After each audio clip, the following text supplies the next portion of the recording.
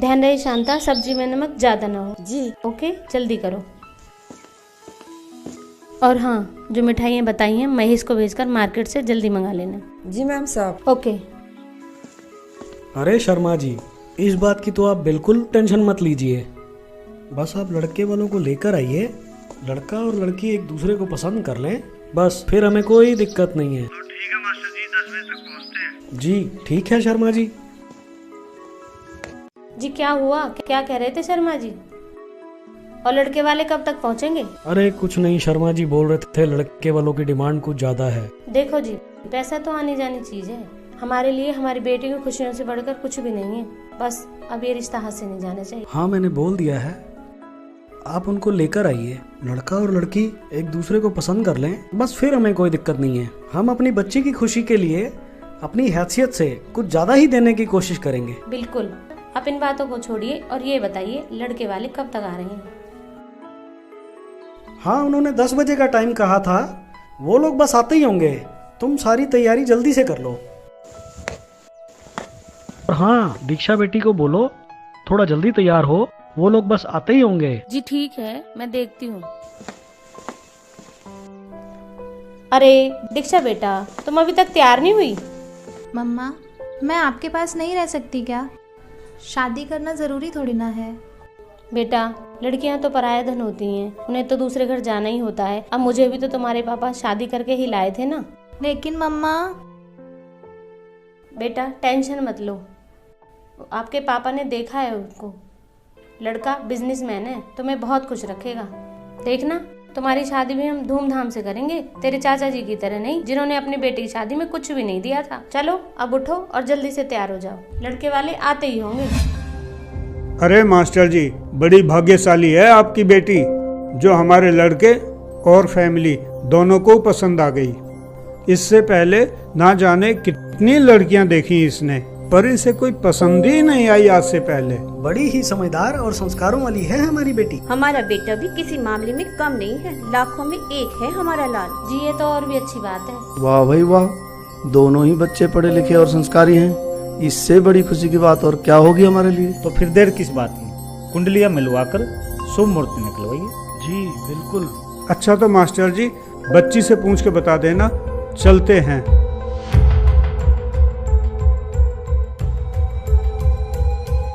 और हाँ मास्टर जी, एक बात और कहनी थी आपसे। वैसे तो हमारी कोई डिमांड है नहीं, आपने हमारा स्टेटस तो देखा ही है, उसका जरूर ध्यान रखना, क्योंकि लोग हमसे कुछ ज़्यादा की उम्मीद रखते हैं। देखिए मास्टर जी, आपने जो निशा बेटी की शादी में दहेज दिया था उतना तो आप देंगे ही। बाकी मेहता जी, वो गाड़ी वाली बात एक बार अरुण बेटे से और पूछ लीजिए, उनको कौन सी गाड़ी पसंद है, लगे हाथ मास्टर जी को बता भी देंगे। अरे वो तो मास्टर जी देख ही लेंगे। बाकी मास्टर जी, लेने से पहले एक बार पूछ जरूर लेना। जी मेहता जी जरूर, हम अपनी हैसियत से भी कुछ ज्यादा करने की कोशिश करेंगे। अच्छा तो ठीक है मास्टर जी, चलते हैं। नहीं नहीं भाई साहब, खाना तो तैयार है, आप खा के ही जाइए। अरे नहीं नहीं जी, माफ करना, आज हम जल्दी में हैं, किसी रिश्तेदार के यहाँ जाना है, फिर कभी। देखिए मास्टर जी, आपने जो निशा बेटी की शादी में दहेज दिया था उतना तो आप देंगे ही। बाकी मेहता जी, वो गाड़ी वाली बात एक बार अरुण बेटे से और पूछ लीजिए, उनको कौन सी गाड़ी पसंद है।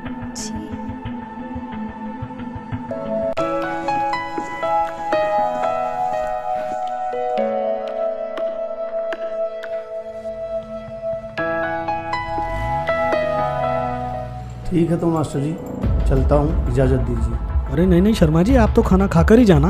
हाँ हाँ शर्मा जी, खाना तो खा के ही जाइए। मास्टर जी, जरूरी काम से कानपुर जाना है, बस आप दीक्षा बेटी की शादी में दहेज की कमी मत छोड़ो। उसकी कोई दिक्कत नहीं है शर्मा जी, आपको तो पता ही है हमने अपनी बड़ी बेटी निशा की शादी कितनी धूमधाम से की थी। हमारी बेटी सुखी रहनी चाहिए, हमें कोई दिक्कत नहीं है दहेज देने में। देखो मास्टर जी, उन्होंने मुझे कहा दहेज की बात करने को, सोचा आपको बता दूं ताकि बाद में कोई दिक्कत ना हो। अब आपको तो पता ही है मास्टर जी, वो हाई सोसाइटी के लोग हैं और लड़का भी बिजनेसमैन है, जो उनकी डिमांड भी इसी तरह की है। ओके नमस्कार, चलता हूँ।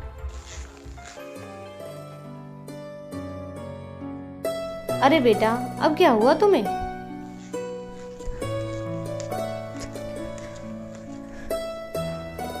मम्मा प्लीज, नहीं करनी मुझे ये शादी।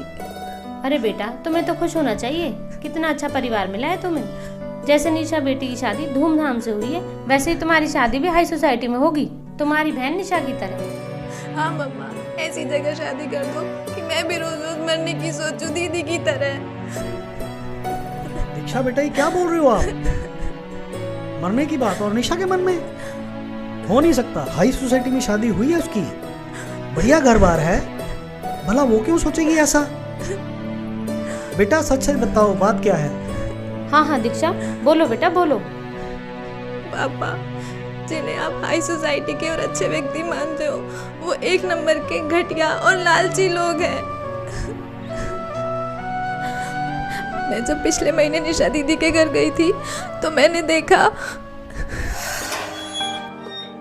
अरे दीक्षा, दीक्षा तू? हाँ दीदी, मैं। और कैसे हो आप? मैं ठीक हूँ, तू कैसी है? बस बिल्कुल ठीक। अंदर आजा। पता है, मम्मा तो मना कर रही थी कि अकेली कहाँ जाएगी, लेकिन मैं मानी ही नहीं। अरे रूपाली जी, हमारी बहू तो कैश, ज्वेलरी, फर्नीचर सब कुछ लेकर आई है। अच्छा, तब तो आपकी मौज हो गई होगी सुनीता जी। हाँ रूपाली जी, जब से हमारे घर बहू आई है हमारी तो मौज हो गई है। आप बताइए। अरे क्या बताएं सुनीता जी, हमारे घर तो ऐसी अभागन आई है कि अपने घर से तो कुछ लाई नहीं। शादी में तो कह रहे थे उम्मीद से ज्यादा देंगे, मगर दिया ही क्या, एक छोटी सी गाड़ी, थोड़ा सा कैश और कुछ ज्वेलरी देकर अपने घर का बोझ हमारे सर पर मढ़ दिया। लो, महारानी की बहन आई हैं।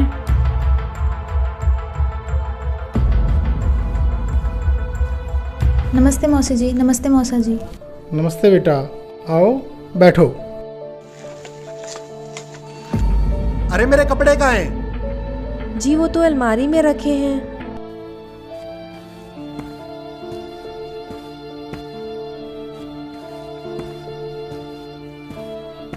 अरे अभी तक कपड़े प्रेस नहीं किए, तुमसे कोई काम ठीक से नहीं होता। अब मैं बाहर क्या पहन कर जाऊं? जी अभी करती हूँ।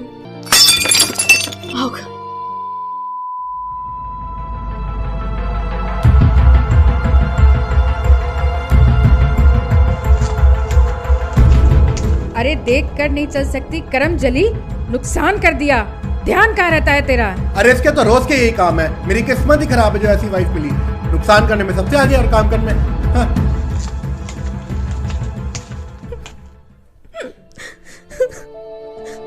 दीक्षा बेटा, काम करने के तरीके से पता लगता है कैसे संस्कार मिले हैं इसको। विक्रम के बहुत रिश्ते आए थे। जी बिल्कुल, हमारी तो मती मारी गई थी, विक्रम को ये पसंद आई।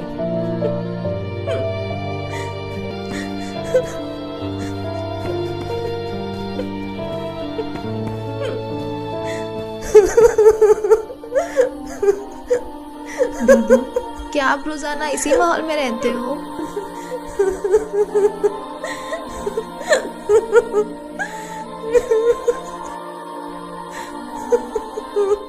मैं क्या बताऊं दीक्षा, मैं अपनी तरफ से हर कोशिश करती हूँ इन सबको खुश रखने की।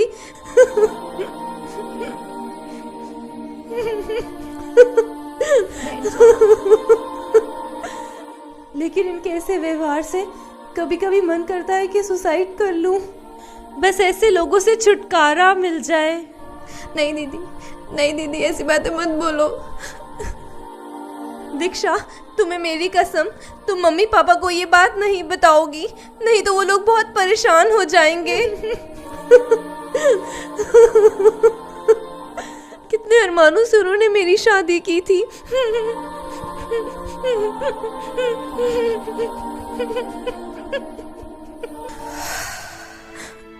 हाँ तो पापा जी, क्या ही नहीं कहते हाई सोसाइटी के एजुकेटेड लोग, जिनके अंदर इंसानियत नाम की चीज नहीं होती।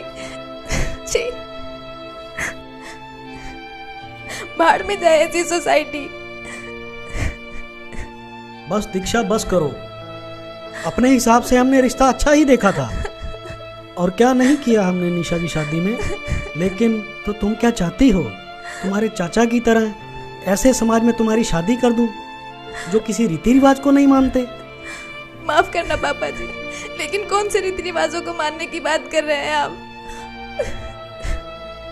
इन रीति रिवाजों को मानने वाले लोगों ने ही तो दीदी जैसी लाखों लड़कियों को इतना प्रताड़ित कर रखा है कि वो आत्महत्या करने पर मजबूर हो जाती हैं।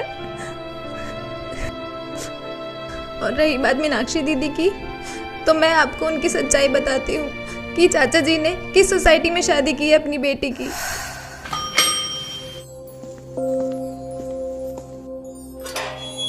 अरे दीक्षा बेटा। जी नमस्ते मौसी जी। नमस्ते बेटा, आओ आओ आओ बेटा आओ।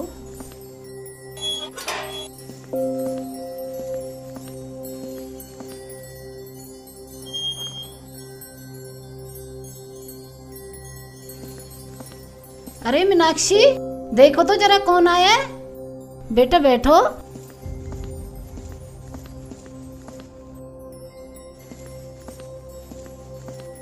जी मम्मी जी। अरे दीक्षा तुम? हाँ दीदी मैं। और कैसे हो आप? मैं बिल्कुल ठीक हूँ, तू अपनी सुना? एकदम फर्स्ट क्लास। और घर पर सब कैसे हैं? ताऊ जी, ताई जी? सब एकदम ठीक है। आ जाओ बैठो। तूने तो मुझे सरप्राइज ही कर दिया बगैर बताए आकर। अरे मम्मी जी आप बैठिए, आप बैठो, आ जाओ।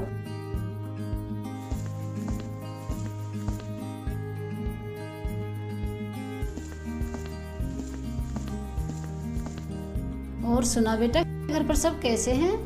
जी सब बढ़िया। आप बताओ आप कैसे हो? बस बेटा परमात्मा ने मौज कर रखी है। मीनाक्षी देखना बेटा गेट पर कौन है। जी मम्मी जी देखती हूँ।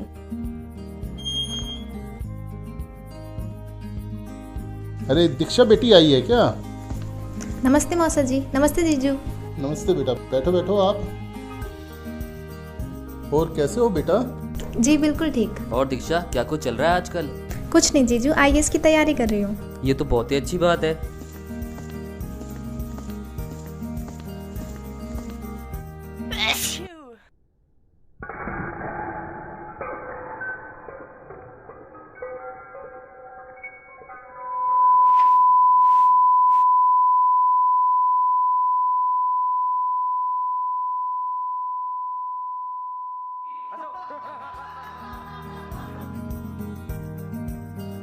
कोई नहीं बेटा, हो जाता है, इसे मैं साफ कर देती हूँ, आप और ले आओ।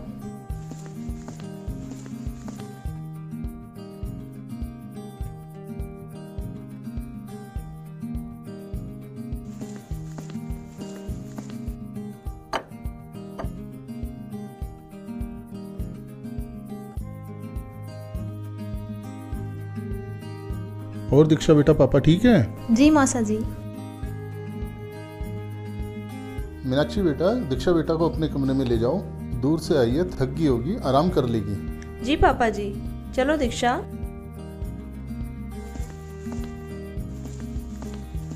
आओ बैठो। और सुना दीक्षा, तेरी पढ़ाई कैसी चल रही है? बिल्कुल ठीक दीदी। अच्छा दीदी एक बात पूछूं आपसे? हाँ हाँ पूछो। दीदी आप खुश तो हो ना? चाचा जी ने बिना किसी लेन देन व धूमधाम के बिल्कुल साधारण तरीके से आपकी शादी की थी। ये लोग आपको परेशान तो नहीं करते ना? बिल्कुल नहीं दीक्षा, बल्कि इस घर में आकर तो मुझे एहसास हुआ कि यहाँ बहू को भी बेटी जैसा प्यार मिलता है। लाखों रुपए खर्च करने के बाद भी ऐसा समाज, ऐसा परिवार नहीं मिलता। और हाँ, ऐसा नहीं है कि पापा ने कुछ देना नहीं चाहा, वो तो पहले से ही मेरी शादी में बहुत कुछ देना चाहते थे, लेकिन इनकी फैमिली ने दहेज के लिए साफ मना कर दिया कि हमें कुछ नहीं चाहिए। ओह अच्छा। पहले तो हमें लगा कि ये लोग वैसे ही मना कर रहे हैं, दहेज तो देना ही है, लेकिन फिर हमें पता चला कि संत रामपाल जी के शिष्य हैं और दहेज लेना उन्होंने मना कर रखा है। फिर उन्होंने हमें एक बुक दी, जीने की राह, और कहा कि हम अपने संत रामपाल जी के नियमों को नहीं तोड़ सकते। फिर पापा जी ने भी हाँ करनी पड़ी। अच्छा दीदी एक बात बताओ, क्या आपने भी संत जी से नाम दीक्षा ले ली? हाँ दीक्षा, अब मैंने भी संत रामपाल जी से नाम ले लिया है। दीक्षा, शादी के बाद तेरे जीजू ने मुझे बताया कि संत रामपाल जी क्या ज्ञान बताते हैं। इसके बाद उन्होंने मुझे एक बुक दी, जीने की राह, और कहा इसे पढ़िए। और उन्होंने कहा उनके सत्संग सुनिए और उनके बारे में जितना सर्च करना चाहो करो, और जब आपको लगे कि वह सही हैं तब आप भी नाम ले लेना। अच्छा दीक्षा, यकीन मानना, जब मैंने संत रामपाल जी का ज्ञान सुना तो मुझे जो भी लगे गुरु मंडलेश्वर, शंकराचार्य, उनसे मैंने संत रामपाल जी के ज्ञान को कंपेयर किया। तब मुझे पता लगा कि हाँ वाकई में संत Rampal ji right way of worship बताते हैं, जिसे वो सभी धर्म ग्रंथों से प्रमाणित करके दिखाते हैं। लेकिन दीदी, आपको तो शुरू से ही ये बाबा वगैरह पसंद नहीं थे, तो फिर? हाँ दीक्षा, सही कह रही हो। हर रोज बाबाओं को लेकर नए खुलासे हो रहे हैं, इसलिए कुछ दिन तो मैंने भी संत रामपाल जी को एक आम बाबा ही माना था। लेकिन जब मैंने उनकी असलियत और ज्ञान को सुना, तब मुझे पता चला कि मनुष्य जीवन बार बार नहीं मिलता। 84 लाख योनियों में महाकष्ट है। दीक्षा, संत रामपाल जी पर संदेह करना मूर्खता की पहचान है। ओके। हाँ, फिर जब मुझे हर तरफ से संतुष्टि हो गई, तब मैंने तेरे जीजू से कहा कि आप मुझे भी संत रामपाल जी से नाम दीक्षा दिला दीजिए। तब उन्होंने आश्रम ले जाकर मुझे नाम दीक्षा दिलाई। और हाँ, एक और कमाल की बात मैंने ये देखी कि हजारों की भीड़ में मुझे एक भी नशा करने वाला व्यक्ति नहीं मिला। नहीं तो दीक्षा, तुम ही बताओ, इतनी भीड़ में कम से कम बीड़ी सिगरेट पीने वाला कोई ना कोई तो मिल ही जाता है। जी बिल्कुल। हाँ, और फिर इसके बारे में मैंने तेरे जीजू से पूछा, तभी उन्होंने मुझे बताया कि यही तो खासियत है संत रामपाल जी महाराज के अनुयायियों में कि वे नशा करना तो दूर, चोरी, ठगी, रिश्वतखोरी जैसी बुराइयां करना तो दूर, किसी प्रकार का सहयोग भी नहीं देते। दीदी, मैंने तो यहाँ तक सुना है कि संत रामपाल जी के अनुयायी नशे को हाथ तक नहीं लगाते। हाँ, बिल्कुल सही सुना है तुमने दीक्षा। तुझे पता है, इस घर में मुझे बेटी से भी ज्यादा प्यार मिल रहा है, जिसकी उम्मीद मुझे शादी से पहले 1% भी नहीं थी। और ऐसा सिर्फ और सिर्फ संत रामपाल जी के ज्ञान आधार से ही है। ये तो बहुत अच्छा हुआ दीदी। अब आप लोग ही बताओ, कौन सुखी है? बेटी, आज आपने ये सच्चाई बताकर हमारी आंखें खोल दी। हमने तो कभी सोचा भी नहीं था कि संत रामपाल जी के ज्ञान आधार से इतना स्वच्छ समाज बन रहा है। हमने तो हमेशा मीडिया के माध्यम से उनके बारे में गलती सुना था, लेकिन वास्तव में वो तो एक सच्चे संत हैं। काश संत रामपाल जी महाराज जी के बारे में हमें पहले पता चल जाता, तो शायद लीशा की जिंदगी नरक होने से बच जाती। लेकिन तुम टेंशन मत लो, हम तुम्हारी शादी तुम्हारे चाचा जी की तरह बिल्कुल संत रामपाल जी महाराज के बताए हुए ज्ञान के आधार पर ही करेंगे।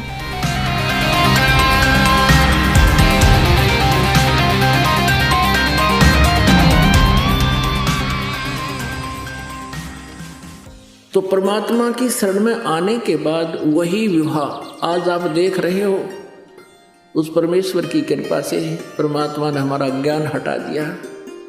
यहाँ पर बच्चों का विवाह करा दिया जाता है और 5-7 भगत उनके रिश्तेदार आते हैं, घर वाले, और यहाँ आश्रम में उनका 10 रुपये खर्च नहीं होता। सिंपल रोटी जो रोज हम बनाते हैं वही खाएंगे। ये ड्रामाबाजी हमने नहीं करनी। बच्चों का संयोग परमात्मा जोड़ता है। हमारे इस नाटकबाजी से विवाह नहीं होता। विवाह तो मालिक ने कर रखा होता है, और वचन से बच्चे एक दूसरे से जोड़े जाते हैं। जो लाखों रुपए में विवाह हुआ करता था, यहाँ वो फ्री ऑफ कॉस्ट हो रहा है।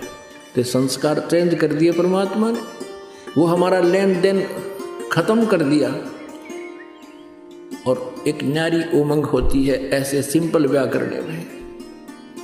तो पुण्यात्माओं, जिनके संतान नहीं है और ये भक्ति मार्ग जिनको मिल गया, उनको विश्वास भगवान पर हो गया कि जो मालिक कहता वो सही है, उनका कल्याण तो होया पड़ा है। और दूसरे जिनकी दृढ़ विश्वास मालिक पर हो गया, संतान भी है, बच्चा ने भी लाओ लाइन पर, कल्याण उनका भी गारंटेड है। इसलिए इस काल की व्यवस्था से अपने विचारों को ऊंचा उठाओ,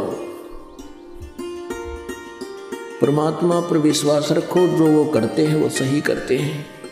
मानुष जन्म पाए कर नहीं रटे हरि नाम, जैसे कुआं जल बिना फिर बनवाया क्या काम।